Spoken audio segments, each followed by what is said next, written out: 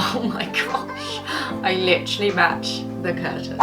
Welcome back to my channel, guys. I did not intentionally match my curtains today, but there we go, it's happened, so we're just gonna go with it. I hope you are all really well. Today's video is gonna be about our experience with buying a house and the process in the UK for buying a house and what we have experienced so far. Two disclaimers, this is as far as we have done it so far. You may have seen my documenting of our house buying process. If not, I'll leave the rest of the playlist down in the description bar for you.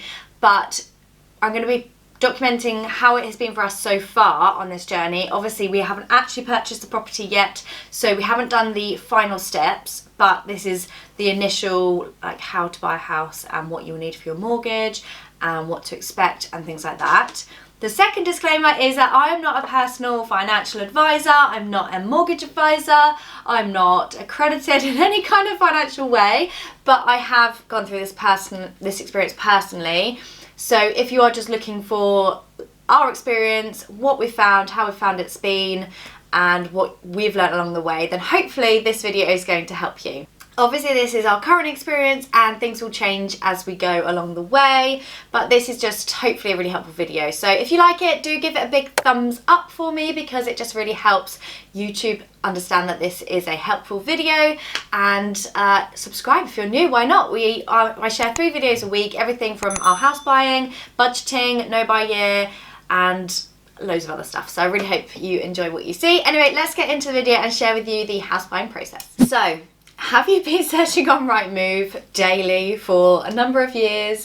Have you been checking out houses when you see the board go up outside, or maybe you've been investigating new areas to see what the schools are like? I've been there. I can tell you that I have been doing Rightmove searches for years, like actually years, and it was really exciting to have got to the stage where we could actually take it to the next step. But I wanted to show you a few of the things that you need to keep in mind before you can even start looking for properties seriously. So the first step you will need is to enlist a mortgage advisor, a financial advisor, and you need to be going in with a few documents, which I'm going to detail in a minute. But really, for an estate agent to take you seriously, and a lot of them won't even do it without one, you need an agreement in principle. So this basically shows you exactly the kind of money that you can afford to borrow and your personal finance situation. Be sensible here, because the mortgage advisor may well say, yes, you can have £300,000, but you need to really think, is that going to be affordable for you? Are you going to actually be able to repay those mortgage payments? Because they want to give you a big loan so that you can pay back a lot of interest on that loan to the government, to the bank, the building society. So make sure that actually what you're borrowing is sensible. They will not lend you more than you can affordably repay, but they may stretch you. So just be wary that you may well get excited that you've been given £300,000, yay, let's go shopping, but as long as you can repay that. So don't get yourself in a financial problem spot. Once you know what you're working with, you can try and narrow down your search. So for us, we knew exactly the area that we wanted to buy, but you may well want to look outside of where you live. You may be moving to an entirely different place. So some things to take into consideration: transport links. Obviously, you want to make sure that you can get to places easily and they're not going to take you too long. For us, schools were the major factor. We wanted to be in walking distance of our school, because I love to be able to walk the boys in the morning and the afternoon, and just things that are important to you. So do you want a pub nearby? Do you want to be near to family? All different things that you need to write down on your list. Let's go through the agreement in principle first, because after that the fun starts. So from my experience, I've written it down so I didn't forget. You will need, and let's be clear, this is different for everybody. So we are a couple, one self-employed, one employed. You may be a single person, you may be both employed as a couple, you may be buying with a friend that's employed, you may have children, because dependents do make a difference. So all of these things are going to make a big difference to your mortgage application and what you need to bring. So for us, one employed, one self-employed. I needed 2 years of accounts. So if you saw my video about how our process is gone and our disaster at the last ending of it. I also need 3 months worth of bank statements because they are going to tear it apart and they are going to see exactly what your expenditure is like. So a really top tip, I would say, if you are just thinking about starting to look for a house, or you know, if you think it's not going to be far off, maybe you want to check out some of my shameless plug no buy year and budgeting tips, saving money videos, because they're going to give you loads of information how you can really strip back what you're spending, and you're going to look a lot more appealing and a lot more affordable to the mortgage advisor when they're going to pick through every piece of clothing you've bought, every coffee you've bought, everything you've bought, and itemized exactly what you're spending. So all your outgoings are going to be listed. They're going to make sure that you're not spending too much. So just be really mindful around now, if you're just starting this process, that you don't want to have loads of money coming out of your account at all times. So employed, you also need 3 months worth of bank statements. And if you have been in your job for longer than a year, you will need 6 months of your pay slips and also a P60, which is your final year tax information. If, like my husband, which was another issue, he moved jobs in May last year, so he hasn't got a full year of pay slips, which means they won't take his commission for that period of time. So they will only take his basic. You have your basic and then you have your on target earnings. So that in sales is often a large chunk. I'm gonna sneeze, oh my gosh. So where was I? They won't take the commission for his employed work, which is really frustrating, and partly, you know, the issues we are having. So be aware, if you work in sales, or if you have an additional amount to your salary every month, you need to think about perhaps being in your employment for more than a year for that to count. They also needed his P60. That is, I think, all they needed from us. So 3 months worth of bank statements each, 2 years worth of statements for self-employed, 6 months worth of pay slips for employed, and if you've not been employed for more than a year in that job, they may most likely not take your commission. So next thing is any loan information that you have, any car repayments, any credit card debt that you have, any dependents that you have. So if you have children, you will get a lesser mortgage because obviously they are dependent on you, so you are in a worse financial situation if anything should happen. Take all this information with you. If you know it off the top of your head exactly, if you have £50 on a credit card because you've just got a credit card just to get your credit history up, then that you don't necessarily need to take your full statements, but they will want to see all of this information. Next thing you need to take with you to your mortgage in principle meeting are your passports, both of them, if you're a couple, or you know, if you're buying with somebody else, and your driving licenses. You need proof of your address, and if you have a normal card license these days, I think the paper ones are extinct, whatever that word is. So your card will show your address, so make sure your address is your current address on your driving license, because that's illegal if it's not. Take those documents with you as well. They will need to photocopy them to give you a credit check.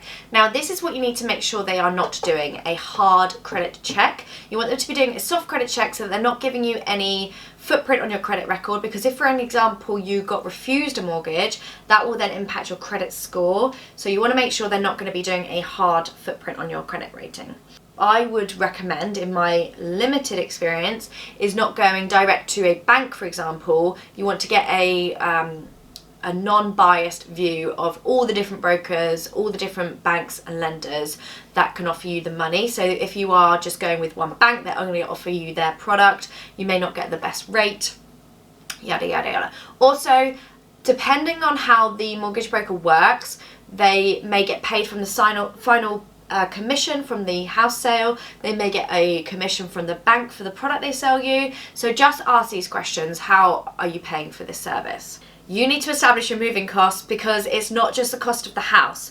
There are legal fees, lender's fees, conveyancing fees, any surveys you need doing, stamp duty, moving costs. It's expensive to move house. So if you get a mortgage of £300,000, you're not necessarily going to be able to buy a house for £3,000. So if you have got your, say you have 300,000, and for simplicity reasons, let's say you had a 50,000 deposit, which I'm saying is obviously a huge amount of money. I'm not saying you will, but say you had that, so that's 350,000 that you have to buy your dream home.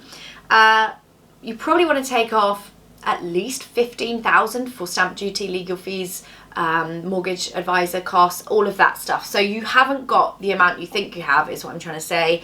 Make sure you know your costs. There's lots of information online. I can try and leave some links down for you in the description box. So now you've found out what you're going to be able to borrow, you've got your agreement in principle, it's time for the fun bit.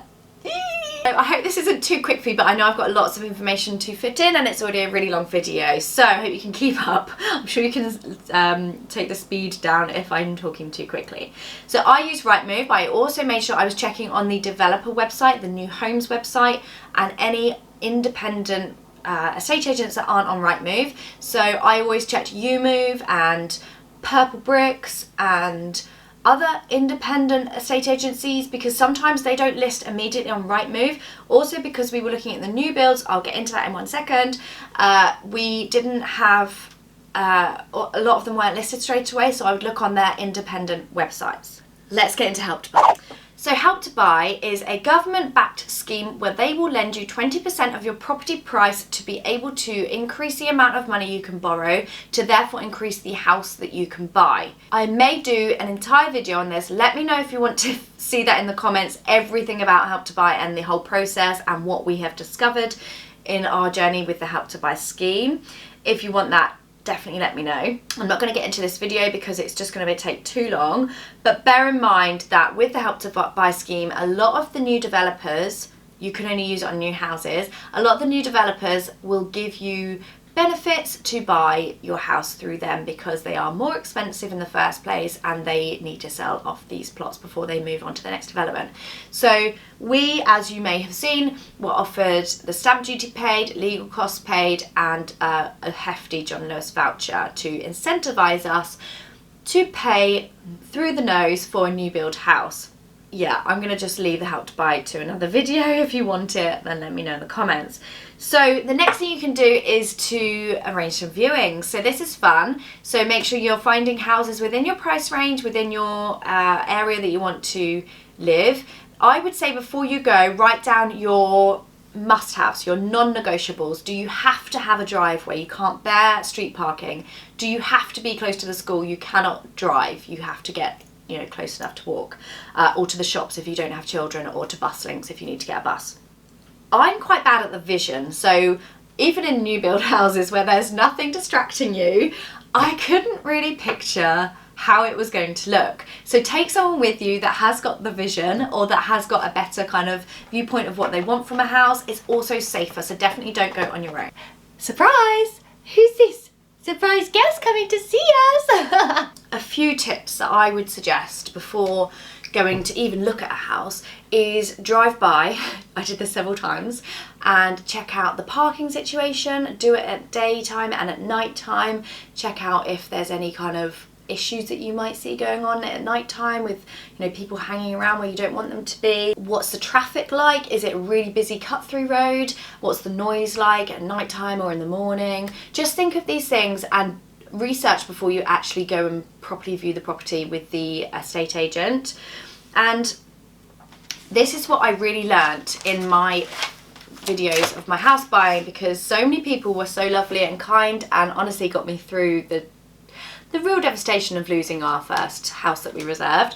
And that is no house is perfect, because it really isn't. There are so many houses available and none of them are actually going to be the one that's perfect for you. You may have to do some alterations to it to make it perfect, or you may just have to think it doesn't exist, and that is something I really learned from you guys, so thank you. So write down a list of the things that you want, because you may well forget when you're in the heat of the moment, so make sure you ask these things. You want to be finding things out like the council tax banding, whether they've got fibre, whether you have got expensive utility bills in the area, has it had any work done, and can you get the receipts and the guarantees of that work just in case anything happens to it. You may have had an extension built or something like that, and you know, something might go wrong with it, so you need to know, you need to have that backup. Also ask what's included. So if you're buying a pre-owned house, will the carpet still be in? Will they maybe keep the white goods in if it's an integrated kitchen? You know, can you maybe do a deal and let them leave their big TV unit on the wall, because it's like so handy, and they probably won't have anywhere to put it in the new house anyway if the measurements are different. Also, another tip that I found was to be really friendly and make that kind of rapport with the person, because you want to be in their mind when a new house comes on the market, or, you know, if someone's made an offer on something that you were interested in, they might actually kind of say to you, like, just to let you know. So be really friendly and build up that rapport with the person that is going on this journey with you. After this stage, if you found somewhere you like and it ticks as many of the boxes as you can, and be realistic, this could take 30 days if you're doing a new build and that is their terms.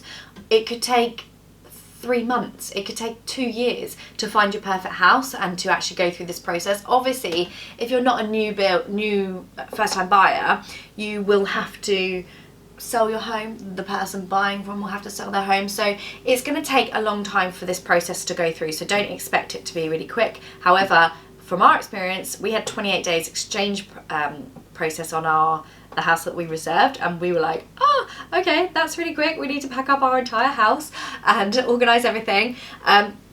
So yeah, just be aware that this isn't doesn't always turn out to be a very quick process. For the most part, it doesn't. The next thing is to put on an offer.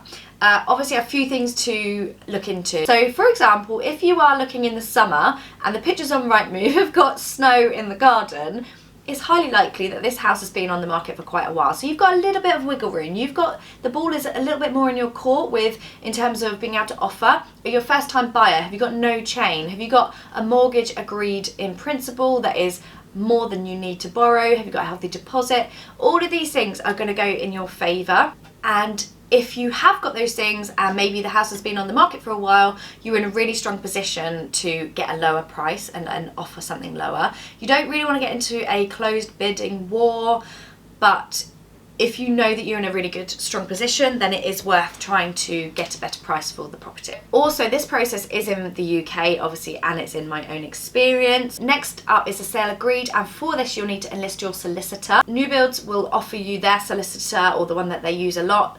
I did find that it was a very quick process for the mortgage advisor that they recommended and the solicitor they recommended, because it's a very streamlined machine. These happen daily, multiple times a day, so their solicitors and mortgage advisors are very quick at doing everything. However, if you enlist someone that you know your friend used or that you've never met before, is in a different part of the country, it's going to take a little bit longer. That is to expected, and that is quite normal.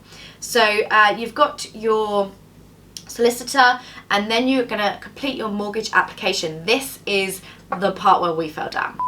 We got to this stage and suddenly it came to light that they hadn't thought about the Help to Buy affordability in terms of our mortgage offer. That's where it came crashing down. I'm not going to continue in detail after this point because we stopped at this point. So once you complete your mortgage application, you will then be able to find the best mortgage for you, what term you want, what interest you want, you know, a fixed rate, how long for, all of these things. And then you will also need to enlist things like your valuation, your conveyancing with your solicitor, your contracts, your insurance, and then you need to sign, and then it's time to exchange. So as I said, I'm going to stop there because I haven't done that part, so I can't really talk from experience, but hopefully that part was really interesting, not too quickly spoken, because I know I had to fit a lot in. But what I wanted to say at this point is it may well fall through, and please take it from me, I have been there. It was really heartbreaking, but this is a quote that so many people posted on my comments, and it literally made me reevaluate the whole thing. And a month on, yes, I totally agree, and I want to share this wisdom with you. Nothing for you will pass you, so whatever is meant to be will be, and if it's not meant to be, don't force it. So don't forget, things can fall through at the last minute, and obviously so many people said that, I mean, even my brother said that their property fell through after they'd paid huge amounts of money for all the surveys and they were literally about to complete. So it happens a lot. So don't feel too sad. I know you need that time to kind of almost mourn because it is a big thing, but just realise that the right thing will come your way. So that is as far as I'm going to take this video. I hope you liked it. Please do give it a thumbs up if it was helpful to you, and let me know if you have any other videos in this area that you would like me to do for you, because I'd love to make them. I upload 3 videos a week and I'd love to have you here in my community, and also over on my Budget Best Life Facebook group. I will leave the link here and on the description, in the description. If you just search for Budget Best Life, it will come up, and there's so many of us. We're at 500 members now, yay! It's been so fun just getting to know you guys on a different platform on a really personal level, and everyone's sharing their ideas for money saving and tips and budgeting and house buying stuff as well. So I'd love to have you over there as well. I'm gonna go and I'll see you all very soon. Thanks for watching, bye!